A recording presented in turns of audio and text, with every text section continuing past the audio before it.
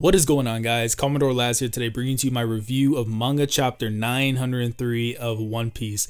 And I don't know if I'm going to do this often because for a chapter to make me want to do a review is pretty special. It has to be pretty special. Like, this easily is probably one of the best chapters we read in all of One Piece. Like, for me, I can tell you this is probably a top 5, maybe a top 3, and I don't even know if it's the 3 in my list. Like, this is just a phenomenal chapter, and I want to kind of break this down, step by step. So without further ado, let's get into this chapter. We start off the chapter with the Straw Hats heading off to Wano, and we see that Sanji attempts to throw away the raid suit that Niji had snuck onto him during the escape from Whole Cake Island. Considering that Sanji wanted nothing to do with his family anymore, we would think that there is no way he will ever wear it because of the events we saw in his flashback and throughout Whole Cake Island with his family.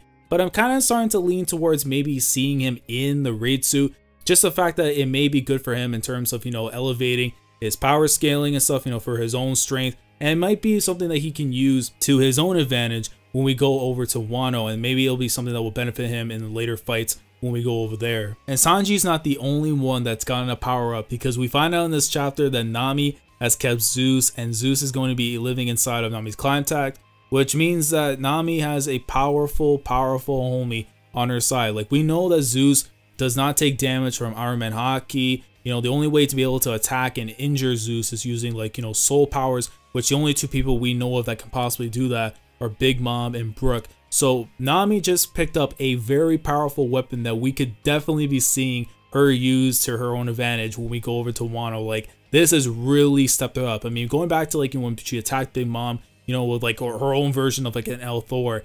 If it was somebody else, like, other people, maybe other samurais and stuff, she's going to be doing damage regardless. I mean, to a Yonko, it's one thing, but to other people, she has another weapon in her possession. I'm really excited to see what Nami's going to do, with Zeus now in her arsenal. And speaking of Zeus, we even get to see him and Sanji kind of, like, fight it out as in terms of, like, who exactly is, like, Nami's, like, real slave. And I'm just thinking, like, this is so crazy because Brook just put it out perfectly. Like, Sanji's been reduced now to pretty much fighting with water vapor over who's, like, Nami's slave. Like, come on, man. Like, what are you guys doing? Like, man's wilding out. We get to see the news crew pull up as Carrot has possession of the newspaper, and we get to see exactly what Morgans had written down and talked about in regards to what transpired in Whole Cake Island. And we see that Luffy has pretty much been pinned as the ringleader of everything, the mastermind of the assassination attempt for Big Mom. And in the newspaper, we also get to see now that Sanji's bounty has increased. He has now gone from 177 million to 330 million bellies.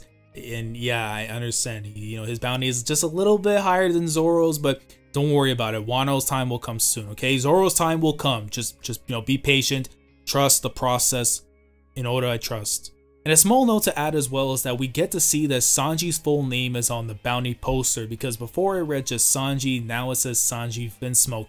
And you gotta think that Judge might not be very happy at finding out this, because remember going back in the flashback and how he wanted nobody to know that he had a son by the name of Sanji. He was this weakling, this failure of a son. Now the whole world knows that Sanji is related to the Germa, to the Vinsmokes, and there's only one person we gotta thank, and it's Big Flippin' News Morgan. We get to see everyone's reaction at reading the news. We head over to the Ryugu Kingdom, where we see that Shirahoshi has told her father that she'll be attending the Reverie because she doesn't want to be called Wikahoshi by Luffy when they meet up again on the surface. And now that she's going, remember talking about this in my Reverie video, that her safety is going to be in jeopardy, because now that she's going to be going there, and say if something were to slip that she is the ancient weapon Poseidon, there's a very good chance that some people there are going to try and take an interest in her, and that she might end up getting kidnapped at some point during Reverie. And as we continue on with everyone else's reaction to the news, we get to see Crocodile look at the newspaper, his first actual appearance coming off the time skip. And he looks pretty much the same as he was, going back, pretty much, to Marineford, and even like the little silhouette we saw of him, back all the way at chapter 700. We get to see Cavendish, we get to see Bartolomeo, we even get to see Dalton and Correa, Vivi, Pell, Karu all look at the newspaper. Even like, Bartolomeo, he has like the hearts and stuff coming out. I figure that he's going to be going crazy. His fanboyism is going to go into a whole new tier, especially after seeing what happened to Luffy in this chapter and a certain number that he got in this one. And we even get to see Capone as well, and judging by the reaction that he has when he's looking at the newspaper with, Pez and Chiffon, he looks like a little bit annoyed, because it looks like, with the way that Luffy's being set up as like the ringleader and the mastermind of the entire thing. You gotta remember, Capone was the one that was the, orchestrator of the assassination for Big Mom, and he looks like he has this face of like, where the hell is my credit? Like, what? Well, Luffy's not no ringleader. What is he talking about? We cut straight to Akainu over at the new Marineford, where he's reading the newspaper, and while his eyes are covered, we can basically say that magma has got to be in his pupils after finding out what happened with Luffy. And to add fuel to the fire, he gets news regarding the Elusa Kingdom ship being attacked by pirates and that Princess Kamone has been captured, to which he asks what the escort is doing allowing such a thing to happen. And a pretty cool segue, because we know that, back in Marineford, there was a certain Marine that got on the nerves of Akainu, and we got to see the Marine after such a long time, man, and that is Koby. Koby with the K. Oh my god, I was so flippin' happy just to see him. Like, in my reaction, I just, like, I couldn't believe it. Like, I was thinking it was Green Bull for some reason, but then it just put into my mind that if Green Bull is gonna be an admiral, they're, Devil Fruit, of course, and just seeing him go in there, like, the feats we got to see from Koby were just crazy. This man was able to sense a torpedo and something that was about to go down underwater from miles away on another ship, and was able to go in there within the speed of light, just going in and stopping this torpedo with his bare hands and letting it blowing up. And I'm just like, dude, the fact that his rank is still only captain, I mean, come on, like, where is this man's promotion? Like, just a little feast we saw here, he's worthy enough of being at least a rear admiral, maybe closing in on a vice admiral. Like, man, but it just felt so good to see Koby once again in the story. I mean, we also even got to see Helmeppo as well, as he was the one who went out and took out the pirates that captured Princess Kamone from the Elusa Kingdom, and it's just crazy, just seeing like these guys were like scallywags on Garp's ship, and now they're actually like, putting in work. I mean, it won't be too long from now before we actually get to see a promotion from these two, especially Koby, because we found that in this chapter when we saw Kyros and of course Viola, who we now know are going to be attending the Reverie, we get to see that Kyros was labeling Koby as a hero for helping the civilians during the Rocky Port incident. Now, the very second that was said, I thought of Law, because if you guys don't remember, this was the incident that made Law a Shishibukai when he became a warlord. And the fact that Koby had ties to that incident that took place with Law, I mean, again, we need to see more information in regards to the Rocky Port incident, because it was kind of said back in Punk Hazard by the people that were on Tashiki's crew from the G5, that they were saying how, he sent like the hearts of 100 people over to the world government to be able to obtain the position.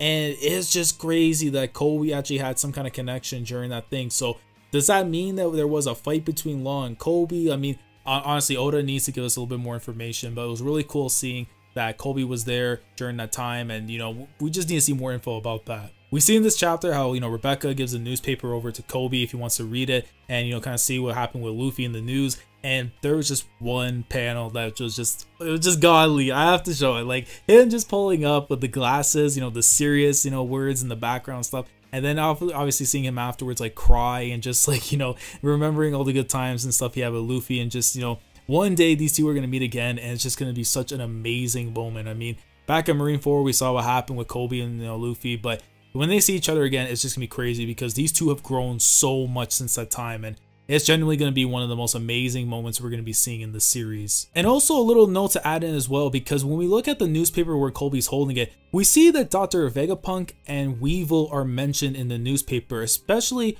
Weevil, because on the thing it shows like a warning label on it, and it kind of makes me think that something might have occurred, that maybe the world government is now starting to see that Weevil has went rogue, and he's probably attacking like other world government affiliated islands or something in search for Marco. I don't know what it is though, but honestly, the world government, soon we're gonna get this Reverie going, and it's just like maybe the abolishment of the Shishibukai system is probably already starting, and this is like one of the first little things. And with Dr. Vegapunk in the news, it makes me wonder, like, is there some kind of connection between him and Weevil? But honestly, I'm gonna save that for another video at another time. Viola, oh my god, like, Doflamingo is a good man. Listen, he might be sick in the head, he might be evil and all this, but when it comes to his taste in women, that man is A1. So after reading this chapter up to this point, I thought to myself, how much more hype could this chapter get? And then as soon as I turned the page, Oda puts 4 Yonko in the same flippin' page. Like, this man is wild. Absolutely wild. Like, we get to see Kaido comment on Luffy as to why he went into Big Mom's territory, even going as far to call Big Mom an old hag. And after almost 300 chapters since his last appearance outside of a Denden Mushi with a thick beard, we finally get to see Blackbeard Marshall D teach Albeit though, he is covered in the shadows, and he says that it's too soon for Luffy to be considered a Yonko, and I am looking forward to whenever we get to see Blackbeard again in the story, a full appearance. I don't know when that's going to be. Maybe it'll be like after Wano or something, but it was just really cool just being able to see Marshall D teach again in the story. Even if it's just a shadow, you know, it's better than a Dendemushi, but man, it's so good to see Teach again in the story. We go back to Whole Cake Island where we find out that Big Mom is reading the newspaper, and she questions what exactly did she lose to Luffy. You know, when she realizes that a rubber man went into her home and robbed her poneglyphs and zoos, it could be very possible that afterwards she's going to put 2 and 2 together and decide to chase down Luffy, you know, either it would be in Wano or be in Elbaf.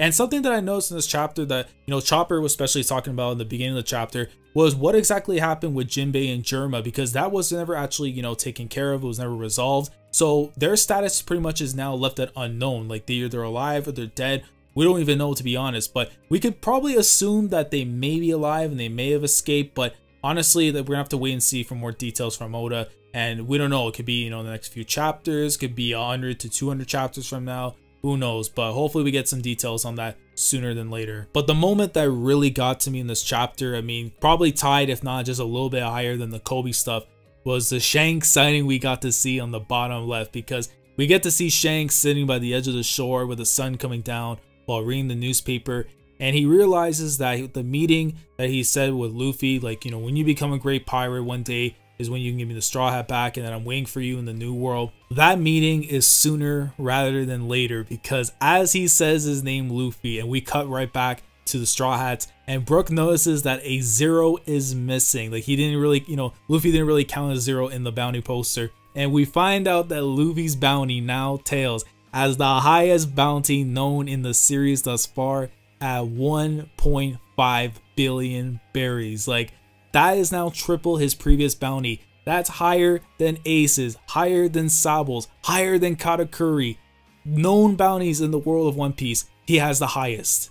That is just amazing. Like, I know that Morgan's obviously, you know, he fibbed and you try to hype up Luffy even more, but honestly, I think for the story's sake, he kind of did need this to kind of push things more and, you know, get the drive of the story going with this one. And I feel like this is probably like the best time for Luffy too, because now that he has his bounty, other people are going to be looking at him and possibly wanting to challenge him and say like, oh, if he's considered himself like the 5th emperor, which is what the World Economic Journal has pretty much labeled him, as now that he's been looked at as the 5th emperor, they might have to, you know, challenge him and see if he's worthy or not of that position. I mean, the other Yonko, you know, from Kaido and Blackbeard, are kind of like wondering like what the hell is going on and stuff. But this is such a crazy moment. Like, this rubber boy that we met all the way back in chapter 1 popping out of a barrel is now worth the highest amount of cash in the new world, and just the world in general of One Piece is just crazy. And we can safely say that after this chapter, Luffy will be a major discussion at the Reverie. Like, his name is going to be a hot topic to discuss, and I just can't wait to see how things are going to transpire, because I talked about this in the Reverie video that, you know, we could see a moment where Thalassa, Lucas, or maybe even Princess Komane, she's the one that ends up lifting a picture of like Luffy's bounty poster and stuff and says that we need to be careful because we can be in the eyes of a threat, another dragon in the weights. And it's kind of seeing that parallel basically to Thalassa Lucas and what he did with Dragon 8 years ago. We could see the exact same thing, except maybe not Lucas, because even though Lucas probably is there because they said the king was going to be there, we could see the same thing happen but with Komane instead. And I just can't wait now for the Reverie. Like, that now my hype for the Reverie has just gone up even more. So without question, this is a top 5, maybe a top 3 chapter, not just in the new world, but the entirety of One Piece. Like, if this is how we're starting a brand new arc, I can tell you right now that with the next few chapters, Oda is really about to drop a classic on us in 2018. But that pretty much is going to conclude my review / analysis of this chapter of One Piece. Let me know what you guys think down in the comment section below. I may not do this all the time, it might be for certain chapters, but I really wanted to get on here and just talk about this chapter because it's like the only thing I've been thinking about the last, like, you know, day and a half. Like, this chapter has really been like on my mind and really like made me like, you know, kind of like go back and re-love One Piece, because I felt like during Whole Cake Island, like that love was starting to disappear a little bit, maybe just because of the week-to-week journey. But this chapter right here, I think, just reignited that fire, and I'm just looking forward to seeing what's going to transpire now in chapter 904 of One Piece when we get that in 2 weeks time. So